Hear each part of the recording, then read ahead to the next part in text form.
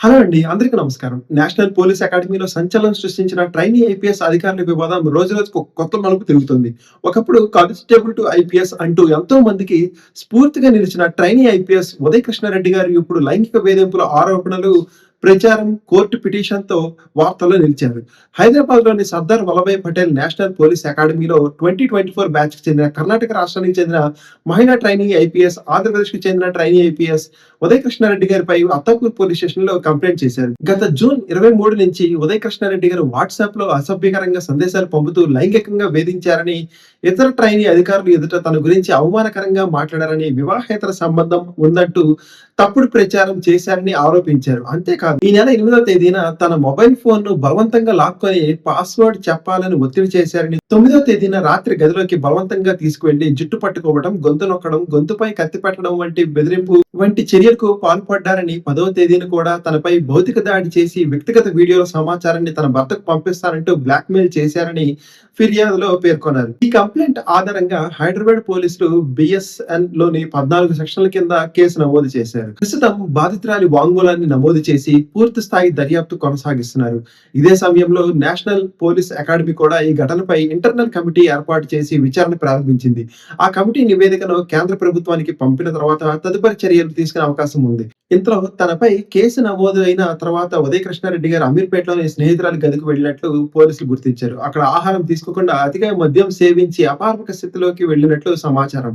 సోమవారం ఉదయం నిద్రపోయేందుకు ప్రయత్నించినా స్పందించకపోవడంతో మంచం పక్కనే మద్యం సీసా, శానిటైజర్ కనిపించడంతో బంధువులు ఆయన ప్రయత్నం చేశారని భావించి ఎస్ఆర్ నగర్ లోని ఓ ప్రైవేట్ హాస్పిటల్ కి తరలించారు. అయితే వైద్యులు రక్త నమూనాలు పరీక్షించగా రక్తంలో ఎలాంటి విష పదార్థం లభించలేదని నివేదికలు వచ్చినట్టు తెలుస్తుంది. దీంతో ఇది నిజంగా ప్రయత్నమా, లేక తనపై నమోదైన లైంగిక వేధింపుల కేసుపై సానుభూతి పొందేందుకు చేసిన ప్రయత్నమా అనే కోణంలో పోలీసులు దర్యాప్తు చేస్తున్నారు. ఇక మద్యం మత్తులో నోట్ రాసినట్లు కూడా పోలీసులు అనుమానిస్తున్నారు. హాస్పిటల్ వైద్యులు మాత్రం సమయానికి తీసుకురావడంతో అవసరమైన చికిత్స అందించామని, ప్రస్తుతం ఆయన ఆరోగ్య పరిస్థితి నిలకడగా ఉందని తెలిపారు. ఈ ఘటనకు ముందే ఉదయ్ కృష్ణారెడ్డి గారు ఒక లేఖ రాసినట్లు కూడా వార్తల్లోకి వచ్చాయి. ఆ లేఖలో మహిళా ట్రైనీ ఐపీఎస్ తో తనకు ఏడాదిగా సన్నిహిత సంబంధం అని, ఇద్దరి మధ్య జరిగిన వాట్సాప్ చాటింగ్ తో పాటు వీడియో ఆధారాలు తన వద్ద ఉన్నాయని, తను ప్రయత్నించినందుకు పాల్పడినందుకు ఆమెతో పాటు మరో నలుగురు కారణమని పేర్కొన్నట్లుగా సమాచారం. అలాగే తమిద్దరం కలిసి ఉన్న వీడియోను ఆమె భర్తకు పంపినట్లు కూడా లేఖలో ప్రస్తావించినట్లు వార్తలు వెలువడ్డాయి. ఈ లేఖను కూడా పోలీసులు దర్యాప్తులో భాగంగా పరిశీలించే అవకాశం ఉంది. మరోవైపు ట్రైనీ ఐపీఎస్ ఉదయ్ కృష్ణారెడ్డి గారు తెలంగాణ హైకోర్టును ఆశ్రయించారు. తనపై నమోదైన కేసును కొట్టివేయాలని పిటిషన్ దాఖలు చేశారు. ఈ పిటిషన్ పై హైకోర్టు బుధవారం విచారణ చేపట్టనుంది. ఉదయ్ కృష్ణారెడ్డి గారి వ్యక్తిగత జీవితం కూడా ఎంతో మందికి స్ఫూర్తిగా నిలిచింది. ప్రకాశం జిల్లా సింగరాయకొండ మండలానికి చెందిన ఆయన చిన్నతనంలోనే తల్లిదండ్రులను కోల్పోయి నానమ్మ వద్ద పెరిగారు.